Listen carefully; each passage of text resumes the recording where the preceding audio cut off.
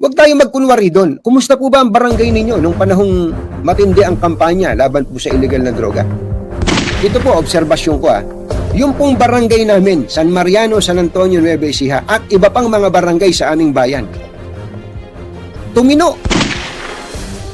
Ultimo yung mga nakawan ng bibi, nawala Sa totoo lang, ito, umaming kayo o hindi, mga kababayan, umaming kayo o hindi. Kumusta ba ang inyong barangay nung panahon na yon? Opo, sasabihin ko ng diretso to. Opo, didiretsuin ko at kaya nga kayo tinatanong ko. Kayo tatanungin ko, nung bang panahon ninyo, ano nangyari sa nung panahon ni Duterte, ano ba nangyari sa mga barangay ninyo? Hindi po ba?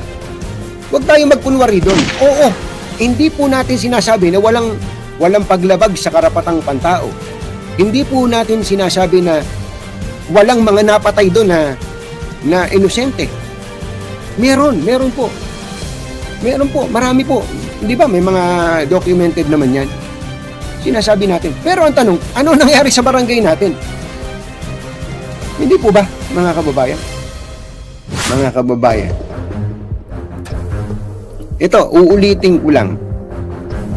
Yung pong war on drugs ng Duterte administration, yes, noong pa man ay nababanggit na nating may mga paglabag sa batas sa ating pong palagay. Nababanggit din po natin noong pa man na ang war on drugs na ito ay hindi naman nakasungkit ng mga malalaking isda, ika nga, ng mga totoong mga drug lords, kundi mga dagandingding. Ang mga pinapatay ay mga nandidiyan sa mga kalsada. Pero sa totoo lang, ito, umaming kayo o hindi, mga kababayan, umaming kayo o hindi. Kumusta ba ang inyong barangay nung panahon na yon? Sige nga po. Yun ay tatanong ko. Opo, hindi po yun ang itatanong ko sa inyo. Kumusta po ba yung mga barangay ninyo? Especially yung walang kinalaman sa illegal na droga, ang tinatanong ko Kumusta po ba ang barangay ninyo nung panahong matindi ang kampanya laban po sa illegal na droga? Unrelenting as it Opo, kayo po ang will be magsabi. unrelenting. Kasi, kampo yan ang totoo pong sukatan, ng kung umayos ba ang ating mga pamayanan, umayos ba? Kayo mismo, kayo pong mga mamamayan.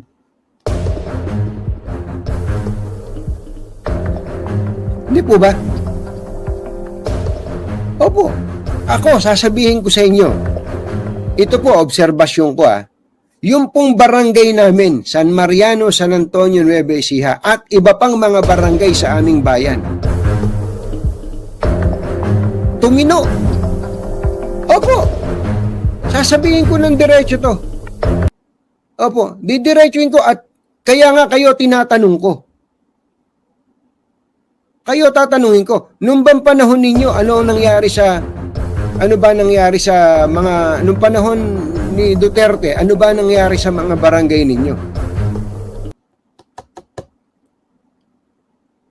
Hindi po ba? Huwag tayong magkunwari doon. Oo, hindi po natin sinasabi na walang paglabag sa karapatang pantao. Hindi po natin sinasabi na walang mga napatay doon na inosente. Meron po. Meron po, marami po. Di ba may mga documented naman yan? Sinasabi natin. Pero ang tanong, ano nangyari sa barangay natin? Hindi po ba, mga kababayan? Ako, sinabi ko nga sa inyo, yung barangay nga po mismo namin. Yung barangay namin, ulitin ko, barangay San Mariano, San Antonio, Nueva Ecija, tumino! Ultimo yung mga nakawan ng bibi, nawala Opo. siguro nga, yun ang epekto sa tao ng takot, 'di ba? Natakot pati yung nawalan po ng lakas ng loob ang mga kriminal, ano po, na gumawa ng masama. Lamang ang nangyari po, meron talagang mga paglabag sa karapatang pantao noon. Meron po talaga. Wala tayo narinig noon kundi nanlaban, hindi po ba? Nanlaban. Pero ako kaya nga ganun po yung tanong ko sa inyo eh. Sa inyo ko po itinatanong eh. Mga kababayan, tinatanong ko kayo. Oo, maraming mga paglabag sa karapatang tao. Oo, meron ding mga taong napahamak. Dahil po sa war, kaya nga war on drugs na ito. Pero kumusta po ba barangay nyo? Hindi po ba? Dapat bang makapagkamit ng hustisya ang mga napatay nang wala naman silang kasalanan? Oo naman. Oo naman. Opo. Kaya sinasabi ko lang dito, balansihin natin ang pagtingin doon. Am I justifying the killings, illegal killings? No. Tinatanong ko lang sa inyo, ano ba ang sitwasyon sa inyong barangay nung panahong yon? At ngayon, kumusta ba yung barangay ninyo? Kumusta ba yung mga kumakain ng adik sa inyo? Hindi po ba, mga kababayan? Ayan. Kaya yun kayong makakasagot nung tanong po na yon, mga kababayan. Wala. Ito, tinatanong ni Smiling Boy, ano ba tinutumbok na sinasabi mo, Tunying? Wala.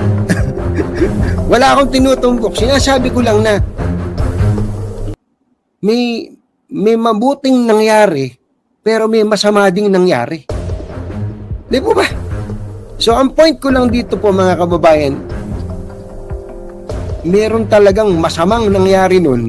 Pero ang tanong, meron bang mabuting nangyari o dinulot doon? Kaya nga kailangan laging dalawa ang pagtingin natin dyan eh. Kaya nga ako, gusto kong malaman kung ito bang sinasabi ni Garme, totoo. Yung ba sinasabi ni Espinido, totoo. Hindi po ba? Yun lang ang gusto ko. Tinatanong nyo, ano ba tinutumbok na sinasabi? Yun lang. Yun lang, mga kababayan. O eto, Liam TV28, DDS ka po pala, Katunying.